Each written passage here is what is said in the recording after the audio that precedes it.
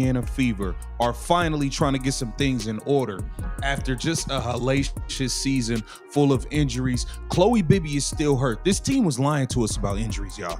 Let's be clear here.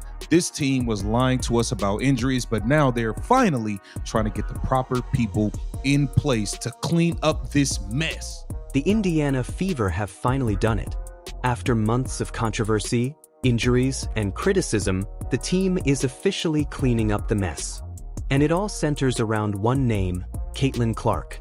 From record-breaking performances to media storms, to questionable medical management, Clark's first WNBA season has been a roller coaster. But now, the organization is taking a step in a direction fans have been demanding since day one. They've hired a new director of health and performance, someone who's coming in specifically to ensure Caitlin Clark's recovery and player safety are handled the right way. But how did things get this bad? Why did the Fever wait so long to make this move? And what does this new hire mean for the future of not just Caitlin Clark, but the entire Indiana Fever franchise? Let's break it all down, from the inside stories, to the fan reactions, to how this single decision could change everything for the Fever heading into the 2026 WNBA season. Let's be honest, the Indiana Fever's 2025 season has been nothing short of chaotic. Caitlin Clark came into the league as the most hyped rookie in WNBA history. We're talking about record-breaking college stats, the all-time NCAA scoring leader, and a player whose popularity literally doubled the league's ratings overnight. But while the spotlight on the Fever got brighter, the problems behind the scenes got darker. The season began with excitement, sold-out arenas, and sky-high expectations. But as weeks passed, it became painfully clear that the team's infrastructure just wasn't ready for a player like Clark. From early fatigue issues to multiple minor injuries, fans started noticing something was off. Caitlin looked tired. She wasn't moving the same. Even during interviews, you could see it. She was frustrated, drained, and constantly asked to carry the entire team. Then came the criticism. Fans blamed the coaching staff. Analysts blamed the medical department. And players, well, some just stayed quiet. But it wasn't until mid-season that the real problem began to surface. Clark's recovery and workload management were not being handled properly. Remember that stretch of games in early July when Clark played nearly 38 minutes a night? That was the first red flag. Even WNBA veterans like Diana Taurasi and Sue Bird commented that no rookie should be logging that kind of time, especially in a league that plays such a physical schedule. Then, fans started piecing together details from post-game press conferences. Caitlin mentioned tightness, fatigue, and soreness, but said she was pushing through. It sounded noble, but dangerous. And behind the scenes, rumors started circulating that the Fever didn't even have a fully staffed sports science department.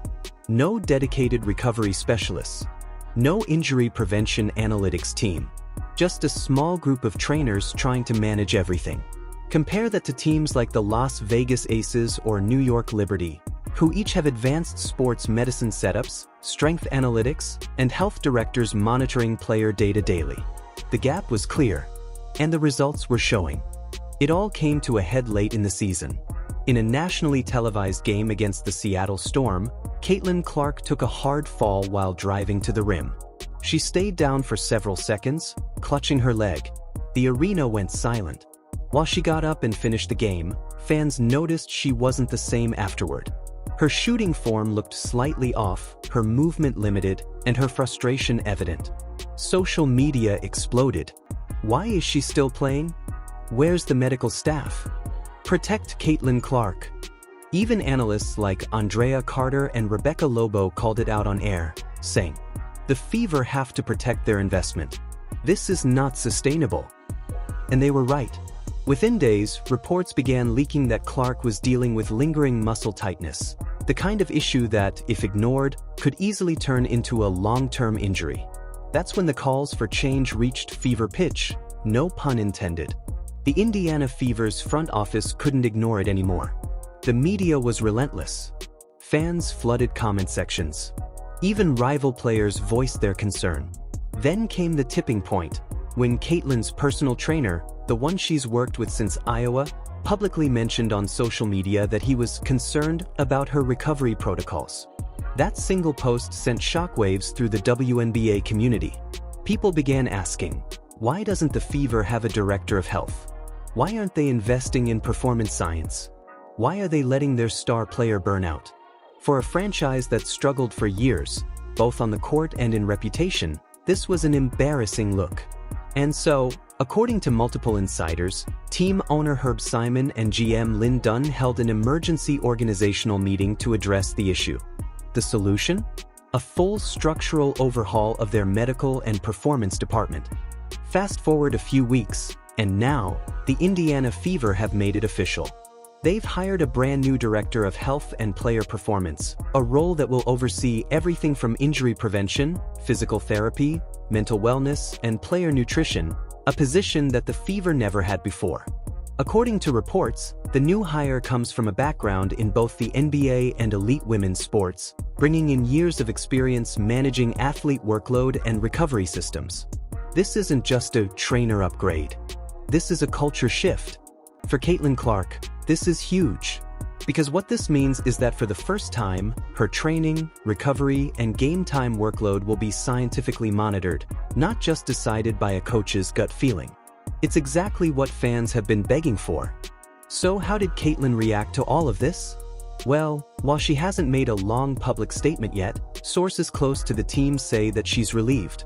Clark reportedly told teammates she feels heard and supported, and that this change shows the organization is serious about doing things the right way. She's even been seen spending extra time in the training facility lately, focusing on strength work, mobility, and rest routines that align with the new director's plan. And fans are loving it.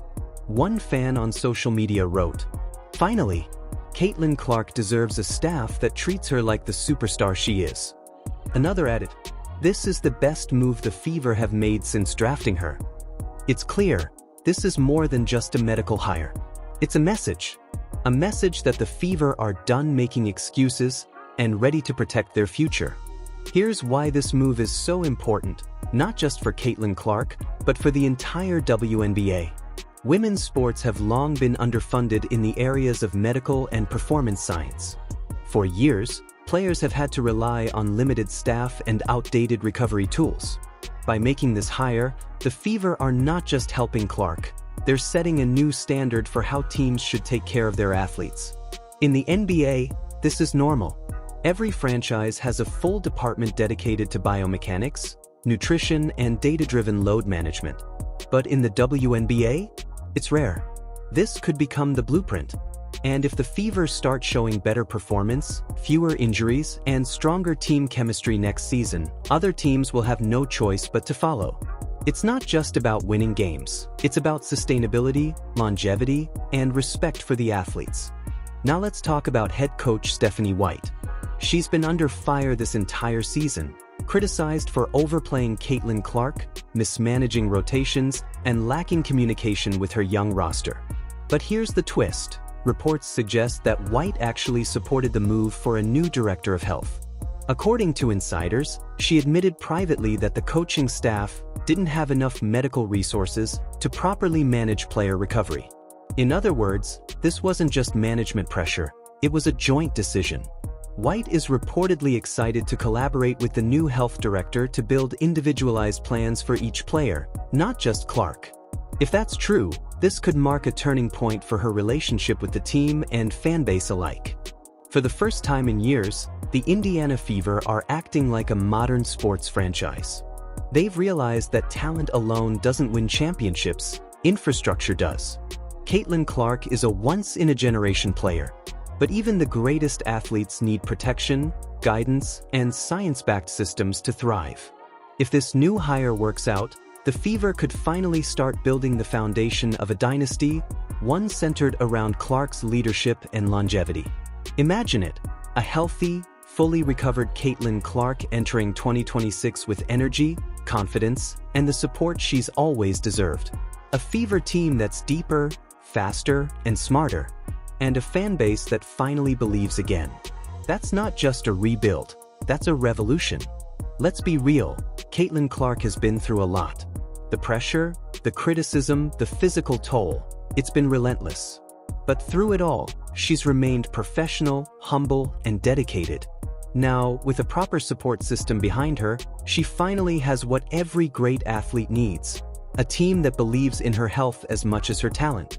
The Indiana Fever have made mistakes, but this time, it looks like they're finally learning from them. This isn't just about cleaning up a mess. It's about building a legacy, one that could redefine women's basketball for years to come. And if this move helps Caitlin Clark recover, recharge, and rise to the level we all know she can reach, then maybe, just maybe, the Fever's long-awaited comeback story has already begun. So, what do you think of the Fever's new move? Is this the right step to protect Caitlin Clark and rebuild trust with fans? Drop your thoughts in the comments below, backhand index pointing down. And don't forget to like, subscribe, and hit that notification bell for more WNBA updates, analysis, and behind-the-scenes stories just like this. Because one thing's for sure, the Caitlin Clark era is just getting started. This is Basketball Dynasty, and we'll see you in the next video.